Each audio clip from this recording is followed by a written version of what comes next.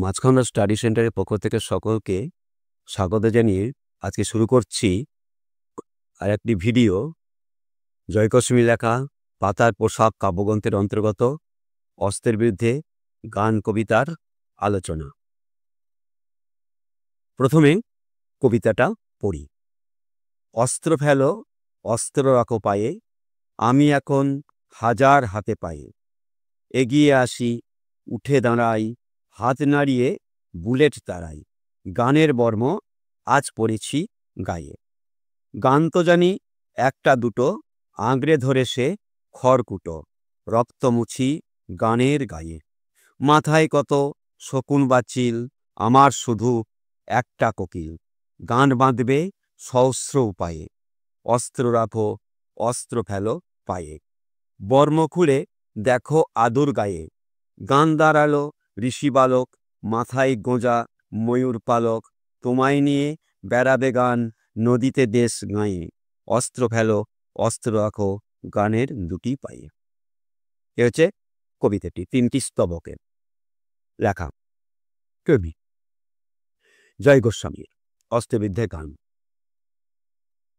এই কবিতার যে বক্তব্য বিষয় সেটি প্রথমে বলে নিই, তারপরে গুরুত্বপূর্ণ লাইনগুলো ধরে ধরে আলোচনা করবে। অস্ত্রের বিরুদ্ধে গান কবিতায় কবি গানকে অস্ত্রের বিরুদ্ধে দান করিয়েছেন। কিভাবে? এ যে কবির বক্তব্য বিষয়, প্রাণঘাতী যুদ্ধের বিভৎসতায় কবি জয় গোস্বামীর স্পর্শকাতর কবিমন বিষাদ ক্লিষ্ট হয়েছে।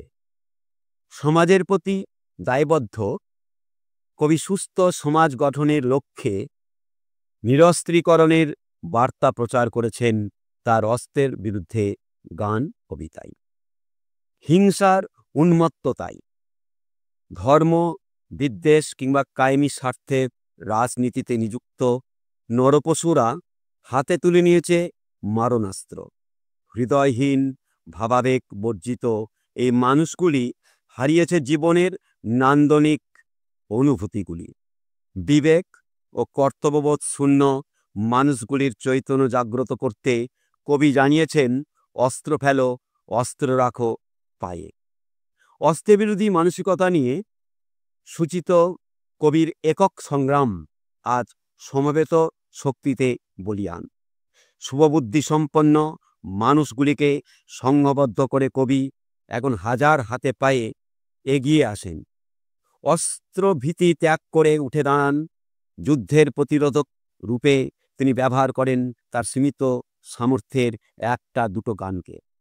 এই গানই তার বর্ম, যার সাহায্যে প্রতিপক্ষের নিক্ষিপ্ত বুলেট হাত নাড়িয়ে অনায়াসে উপেক্ষা করতে পারেন। যুদ্ধোন্মত্ত সমাজের বুককে খরিত রক্তের দাগকে তিনি গানের আশ্রয়ে মুছে ফেলেন। ত্রস্ত সমাজের অস্ত্র আস্ফালনের নির্লজ্জ প্রকাশকে কবি গানের সৌন্দর্যের লহমায় ঢেকে দিতে পারেন। যুদ্ধগামী ক্ষমতালিপ্সু মানুষগুলি তাদের সহজাত হিংস্র মানসিকতা নিয়ে চিল শকুনের স্বভাব ধর্ম প্রকাশ করে সমাজের নিরপরাধ নিষ্পাপ মানুষগুলিকে তীক্ষ্ণ নখ ও ঠোঁটের মতো মারণাস্ত্রতে রক্তাক্ত করে। এই পরিপ্রেক্ষিতে কবি বসন্তদূত, বসন্ত সখা, কোকিলের মতো সমাজ কল্যাণে সুমধুর কুহুস্বর ধ্বনিত করেন সঙ্গীতকে আশ্রয় করে। অস্ত্র এবং বর্মের ভয়ঙ্করতার বিপরীতে নিষ্পাপ পবিত্র ঋষিবালক তুল্য গানটি মানুষের সভ্যতা ও কৃষ্টির সুরক্ষা কবচ ও সুন্দরের আবাহনী মন্ত্র। এভাবেই কবি গানকে অস্ত্রের বিরুদ্ধে দান করিয়েছেন। এ হলো কবিতাটির মূল বক্তব্য বা সারাংশ, সারসংক্ষেপ বা মর্মার্থ। এবার আমরা আসি গুরুত্বপূর্ণ লাইনগুলো নিয়ে ব্যাখ্যার আলোচনায়।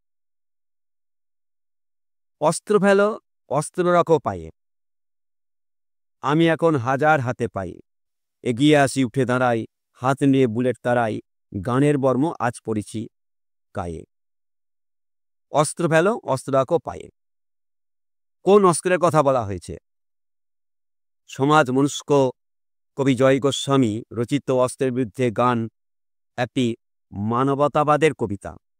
অস্ত্রবিরোধী মানসিকতা সম্পন্ন কবি যুদ্ধোন্মত্ত মানব সভ্যতার সহিংস পন্থীদের নিরস্ত্রীকরণের উদ্যোগ নিয়েছেন।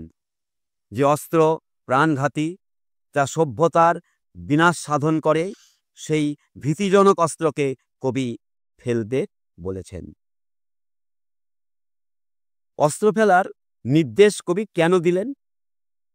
মারণাস্ত্র মানুষের শুভ বোধকে বিপদগামী করে। অস্ত্রের বলে বলিয়ান মানুষ নিজেকে সর্বশক্তিমান বলে মনে করে। হৃদয় ধর্ম, আবেগানুভূতি, অসামাজিক সম্পর্ক ভুলে সামাজিক সম্পর্ক ভুলে মানুষ হনন প্রবৃত্তির শিকার হয়। অস্ত্র মানুষকে পাষাণ হৃদয় ও বিবেকহীন করে তোলে। তাই মানুষের অপহৃত মনুষ্যত্বের প্রত্যাবর্তন ঘটাতে কবি অস্ত্র ফেলার নির্দেশ দিলেন। অস্ত্র পায়ে রাখার তাৎপর্য কি? উক্তিটিতে কবি কোন মানসিকতা বা প্রকাশ পেয়েছে? আমরা পরম কাঙ্ক্ষিত বস্তুকে যেমন সসম্মানে মাথায় তুলে রাখি, তেমনি উপেক্ষার বস্তুকে প্রবল ঘৃণায় পায়ে ছুঁড়ে ফেলি। মনুষ্যত্ব ধর্মের পরিপন্থী অস্ত্রও কবির মতে পরম ঘৃণার বস্তু। তাই তাকে অনাদরে, অবহেলা ও অবজ্ঞায় পায়ে রাখার নির্দেশ দিয়েছেন। প্রতিপক্ষের পায়ে অস্ত্র সমর্পণ করা আত্মনিবেদন তথা পরাভবের ভাবকে স্পষ্ট করে। এরপরে আঁকড়ে ধরে সে খড়কুটো, এই লাইনটির ব্যাখ্যা। প্রতীক ব্যঞ্জনাবাহী খড়কুটোকে আশ্রয় করা অর্থে তুমুল বিপর্যয়ে সামান্যতম সহায় সম্বলকে সূচিত করে। যুদ্ধোন্মত্ত পৃথিবীর বুকে অস্ত্রের ঝনৎকারের বিপরীতে দাঁড়িয়ে কবি প্রতিরোধ গড়ে তুলতে চান একটা দুটো গানকে আশ্রয় করে। উক্তিটিতে সঞ্চয়ের স্বল্পতা নয়, স্বল্প সঞ্চয়ের বৃহত্তম ভূমিকা তথা গানের মাহাত্ম্যকে কবি প্রতিষ্ঠা করেছেন এই লাইনটিতে।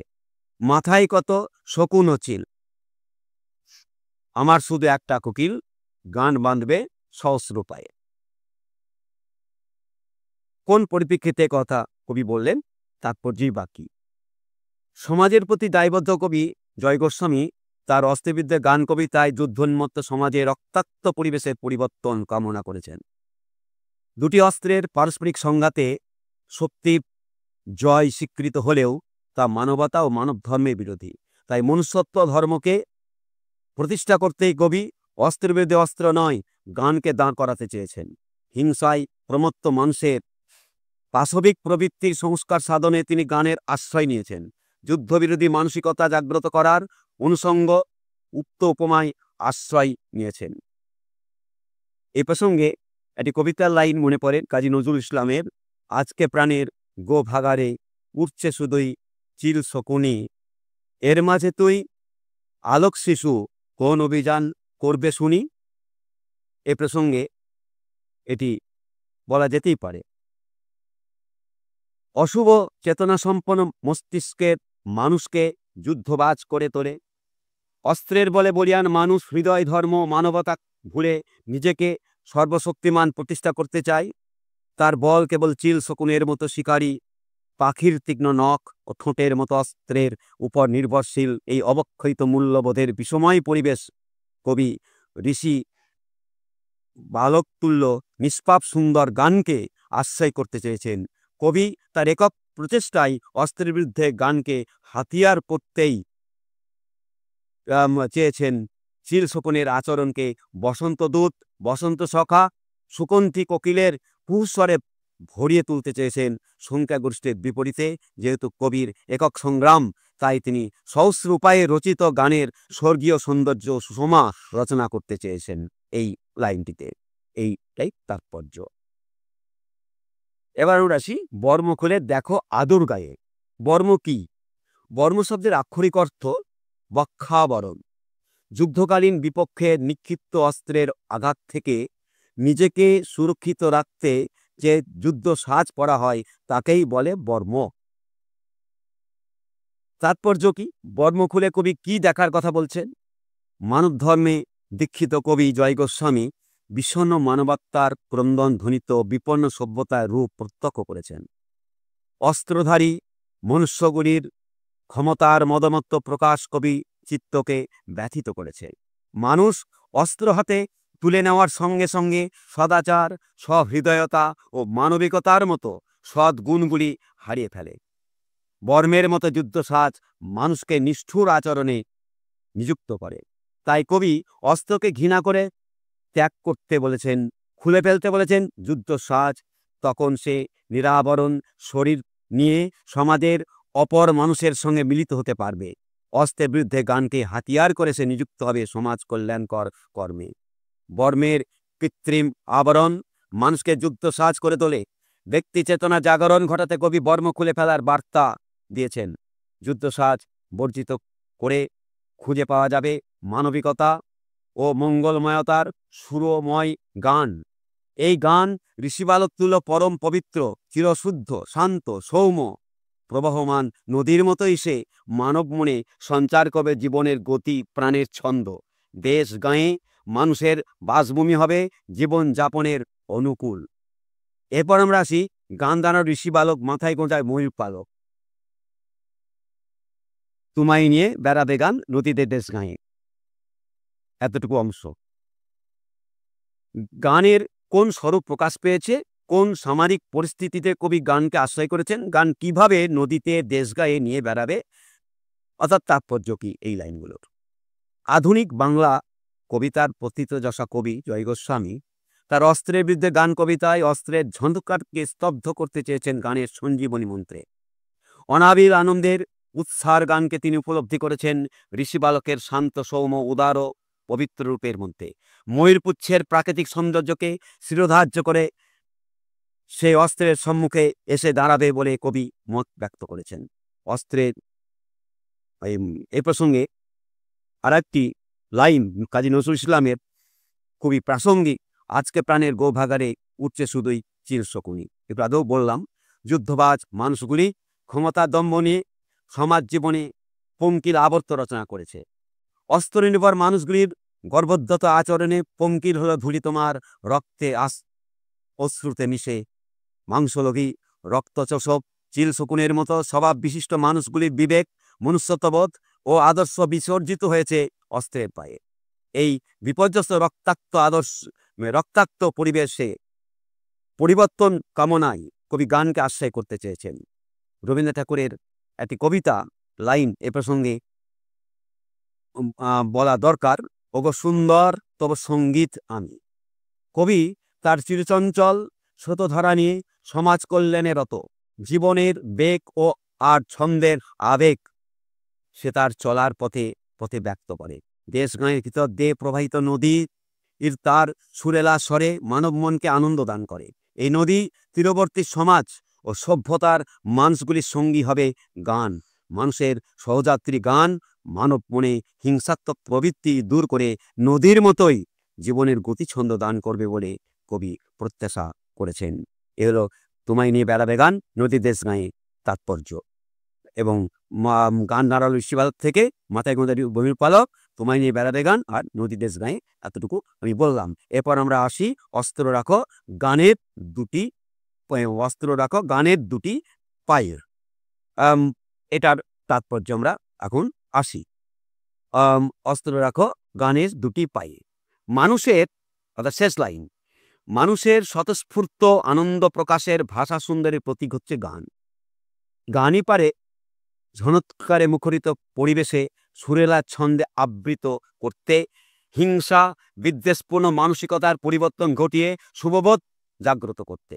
গানের পায়ে অস্ত্রের অঞ্জলি, আত্মনিবেদন তথা পরাভব শিকারের ব্যঞ্জনাকেই প্রকাশ করে এই লাইনটি।